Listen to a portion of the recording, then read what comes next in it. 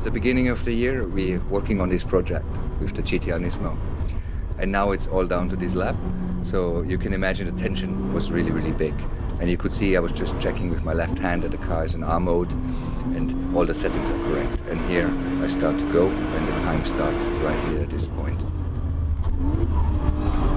So this I take in second gear and you can see a little bit oversteering the exit. The tire is not 100% warm yet.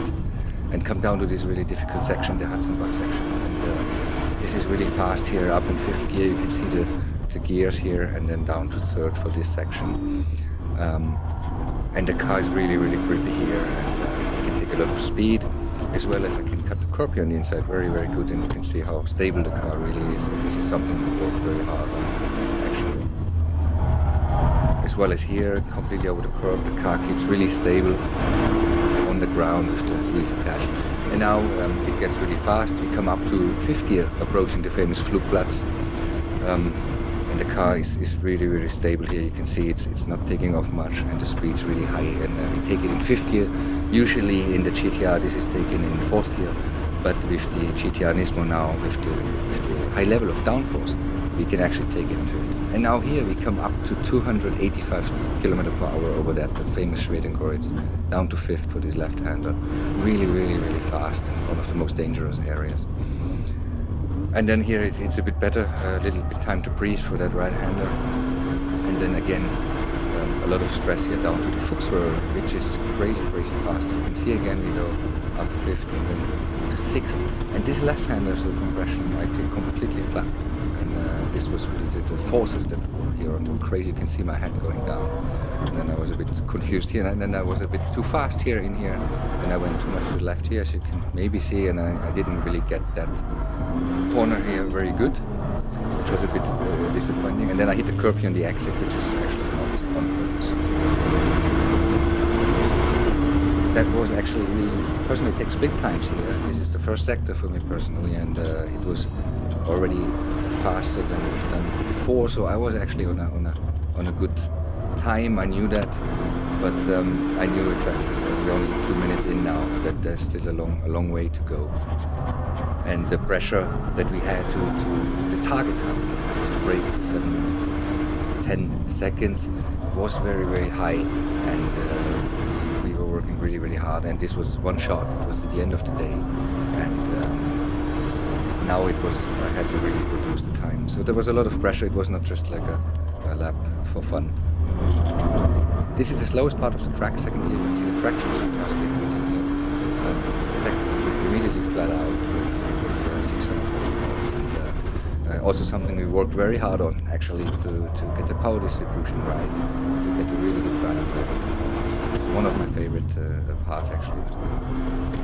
We're up now. We come approaching the Bergwerk, now coming to the left-hander and Niki Lauda has been accident the left-hand king. Very fast. This is flat in fifth gear, but it's really, really pumpy and fast. You can see the pumps here, and the car brakes really well here for Bergwerk. And here I'm really early on the throttle, really important for lap time here. Come to the second spin time here, 3:14. This was the best we've had, I think we've seen. This was really encouraging. I said, okay, now make no mistake. Again here, very fast, very dangerous left-hander here. Also flat, just flat. You can see the bump. The car almost jumps to the grass. Very, very risky section. And of course, as a driver, these sections are when the heart rate goes up. And this is the famous left-hander here. Normally, again, fourth gear in the GTR Nismo, fifth gear, over 200 km/h around that turn. And then it goes at a little bit lower speed, and you can a little bit relax, but not really relax. Relax from the stress level maybe, but the concentration starts to go now after 4 minutes in the car. And it's really tough now to focus and not make any mistakes. Famous carousel here. I take it in third gear. Second gear is an option. The car is more calm in third. Coming up here, and this left-hand king is very difficult to drive because it's either a lift or short brake, very complicated. But I hit it quite well. Up to the highest point of the track here in fourth gear, the OE8. And this is actually now my favorite section, starting off the track.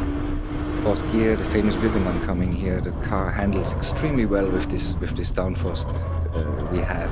Here over the curbs here, shortcut here with the Wilgemann, you can see how it's jumping, but it keeps it on the road fantastically. And here the grip level is absolutely amazing as well. Now we're approaching the galleries here on the left. Again here I stay in third gear, and maybe you can hear I'm gonna hit the limiter. Up here it goes in, and this is better than shifting up for 10 meters and shifting down, more effective. Here I have to shift up to fourth and back to third, so everything's maxed out.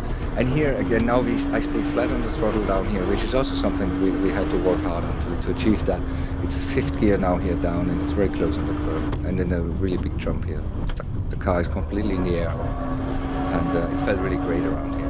And also here the left-hander, and then this is the last jump and the last really dangerous section here, which is really tricky. Here in fifth gear you see how narrow it is and how high the speed really is. It's difficult to imagine when you drive through there. It's really unreal. And now I know I'm almost home. I have just a couple of more corners here. This is a problem, of course. Now the concentration is really down. You've been on full focus for 6 minutes by now, and you think, okay, I have really, before the long straight, before I can breathe, one more right-hander, and I made a little mistake here, so I was really not happy with myself. Here the entry was good, but then I had to turn in here a bit earlier. I missed it a little bit. You can't probably see it from the video, but I personally know there was a mistake. So under the bridge here coming up, you also have a split time here. We can see 6:26, which is also usually we have been over 6:30s there in testing. So I knew that was going to be a good lap.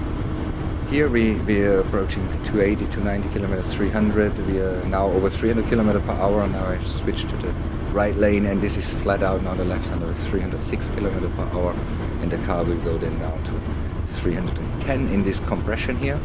And stay in sixth, and it's a huge compression. You can see the head again moving down, and then I hit that very good. This is also difficult to drive, so I was lucky with that. And then here over the curb again, the car handles fantastic over bumps. And the last turn here, just make no mistake, just around the first here.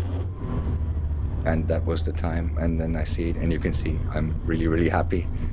All the pressure we had over all those months of hard work came out, and I was really pleased to be able to do this lap time.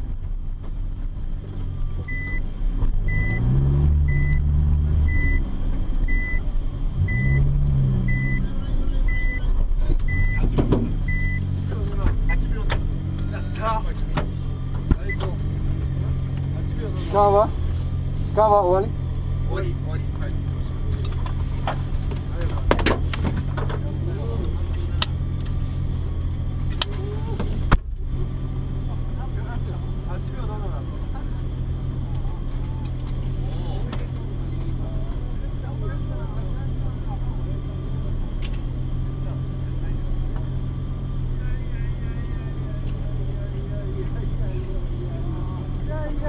Yeah.